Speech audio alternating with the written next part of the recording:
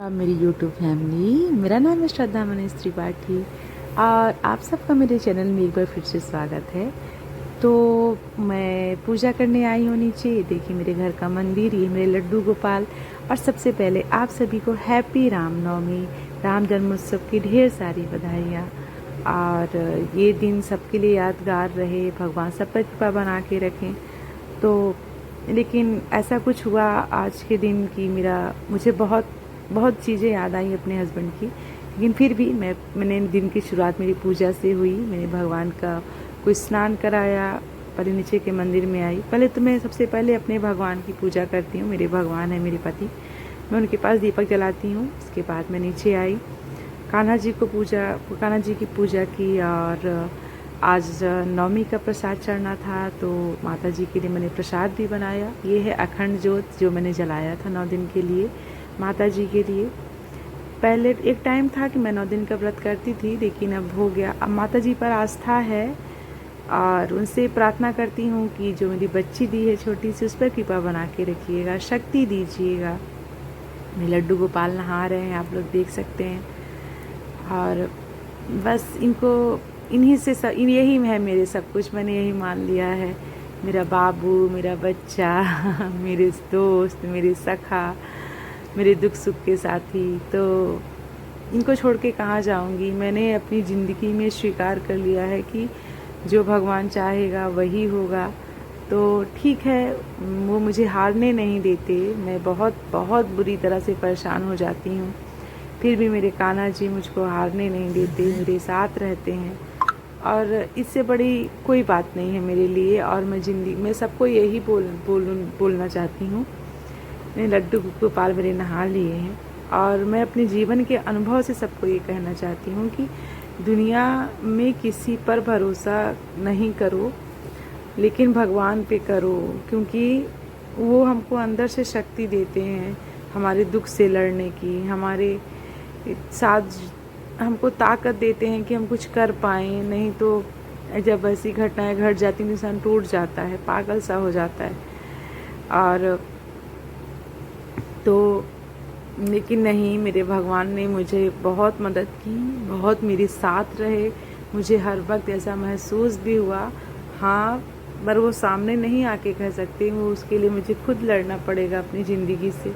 ये मैंने कोई कुछ किया रहा होगा ऐसा, लेकिन ठीक है, अब जब तक जिंदा है तो भगवान के शरण में है, मरने के बाद भी उन्हीं के पास जाना है। मेरा तो यही मानना है कि जिंदा हूँ जब तक वो जिंदा रखे हैं तब तक। तो अब किससे क्या कहूँ कि कितना क्या हो गया, क्या दुख पड़ गया।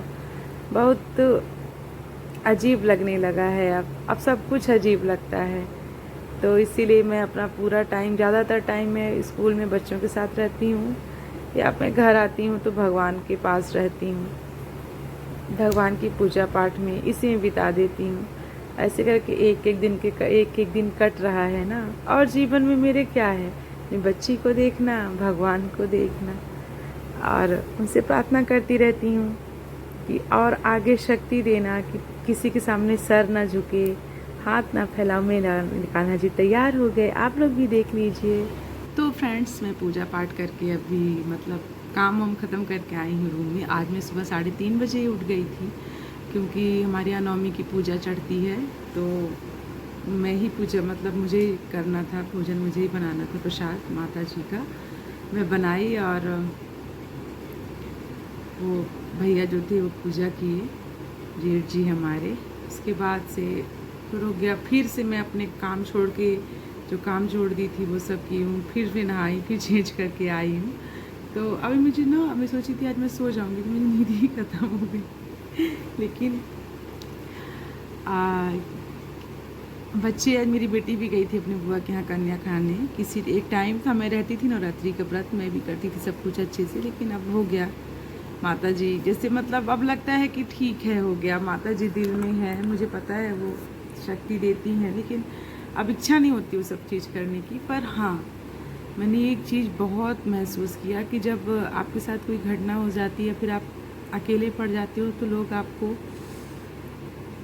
अकेला करने लगते हैं, आपको मतलब ये धीरे धीरे वो हटने लगते हैं, कटने लगते हैं आपसे। लेकिन जो ऊपर बैठा परमात्मा है ना, जो भगवान है, वो हमको ज़रूर से ताकत देता है। मुझे ऐसा महसूस होता है अपने आप में।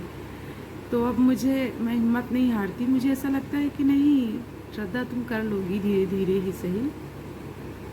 तो आज रामनवमी के दिन सबसे पहले तो आप सभी को राम जन्मोत्सव की बहुत सारी शुभकामनाएं। भगवान राम सबके जीवन में खुशियाँ लाएं, सबका कल्याण करे और साथ में हनुमान जी की भक्ति मिले सबको, क्योंकि सेवा भाव तो हनुमान जी ही रखते हैं ना।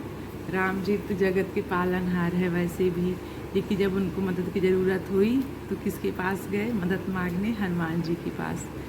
तो वैसे भी जहाँ राम वहाँ हनुमान, तो बस इसी आस में रहते हैं कि शायद कभी हमारे तरफ भी देखेंगे वो। और अब फ़िलहाल ऐसा कुछ है नहीं, बस एक लक्ष्य है कि बेटी को अच्छे से पढ़ाना है, अच्छे से रखना है, तो वही चल रहा है।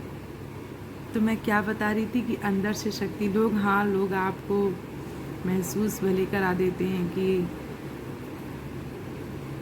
अब आप मतलब उस तरह से हो नहीं, और सही बात भी है, नहीं है भाई। पति की रहते बात अलग होती है, पति के जाने के बाद बात अलग हो जाती है, ये बात 100% सही है।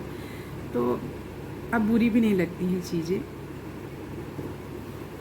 पर जो भगवान है ना, वो अंदर से शक्ति देते हैं मुझको, अंदर से मुझे ताकत देते हैं कि पता है चीज़ें से सामने आती हैं। जब ये सोचने बैठ जाती हूँ कि कल क्या होगा, कल क्या करूँगी, तब पहले मतलब कुछ देर के लिए तो एकदम पागलों जैसा हो जाती है हालत, एकदम सर लगता है फट जाएगा, सब हो जाएगा। फिर उसके बाद से धीरे धीरे करके जब मैं भगवान के सामने बैठ जाती हूँ, फिर मैं या तो कोई स्तुति पढ़ने लगती हूँ या फिर कोई जाप करने लगती हूँ, तो मुझे अंदर से एक ताकत सी मिलती है कि नहीं श्रद्धा, ठीक है, हो जाएगा, कर लोगी। ऐसी तो मेरी कहानी है। रही बात जीवन साथी की, तो हाँ, वो उनकी कमी तो हर वक्त रहती है, मुझे भी, आद्या को भी। आद्या जैसे जैसे बड़ी हो रही है वैसे वैसे अपने पापा को याद करती है, एक एक चीज़ उसको, मतलब पता नहीं क्या है, कुछ नहीं भूलती। आज तो बोलने लगी, मतलब जिस दिन ये घटना घटी थी उसके एक दिन पहले मेरे हस्बैंड शादी में गए थे एक, तो उन्होंने रेड मरून कलर का कुर्ता वियर किया था, पहने हुए थे, तो अब उसको पता नहीं कहाँ से याद आ जाता है। बोल रही मम्मी तो मेरे पापा का कुर्ता क्यों फेंक दी थी? तो मैंने कहा मैं कब फेंकी थी? और वो कुर्ता मम्मी ने फेंक दिया था, वो कपड़ा। तो उस टाइम में मुझे इतना कुछ था नहीं, मेरी परिस्थिति ऐसी कुछ थी नहीं। तो बोली तुम क्यों फेंकी? तो मैंने कहा बेटा मैं तो नहीं फेंकी थी, तो मेरी दादी फेंकी थी। क्यों फेंकी थी? तो मेरे पापा का कपड़ा फेंक दी, तुमको मेरे पापा की चीज़ें अच्छी नहीं लगती। मैंने कहा नहीं बेटा, मुझको तुम्हारे पापा की सारी चीज़ें बहुत अच्छी लगती हैं, लेकिन मैंने उनकी आज तक कोई चीज़ नहीं हटाई अपने पास से, सब रखी हूँ। अब वो कुर्ता दादी के पास था और इसलिए उन्होंने फेंक दिया, हो गया। फिर उसको इधर उधर बातों में बहलाए कि थोड़ा कम बात करे अपने पापा के बारे में, लेकिन मुझे नहीं लगता कि वो इतनी जल्दी निकल पाएगी इन सब चीज़ों से। बस उसके लिए थोड़ा मतलब बहुत बुरा लगता है जब वो एकदम अकेली हो जाती है। तो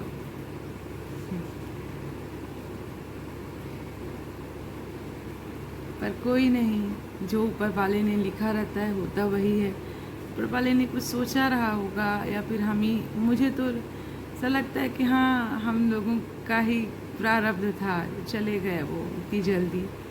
बस अब हिम्मत, अब ना आप सिर्फ हिम्मत मांगती हूँ भगवान से कि आप हिम्मत देना कि जो मेरे सामने मेरी बेटी जिम्मेदारी के रूप में है ना, उसको मैं अच्छे से संवार सकूँ। बस यही है, शक्ति देना, क्योंकि सब कुछ करने वाला तो मेरा यही जो कान्हा जी बैठे हैं ना, यही है, और कहाँ जाएंगे।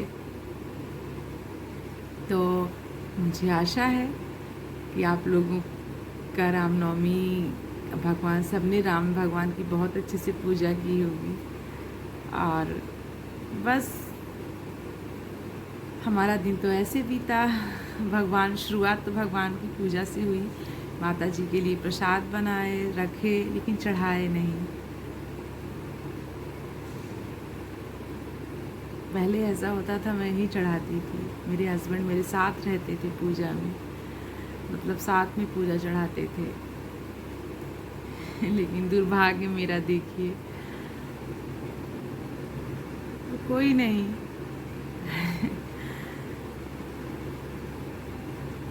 थोड़ा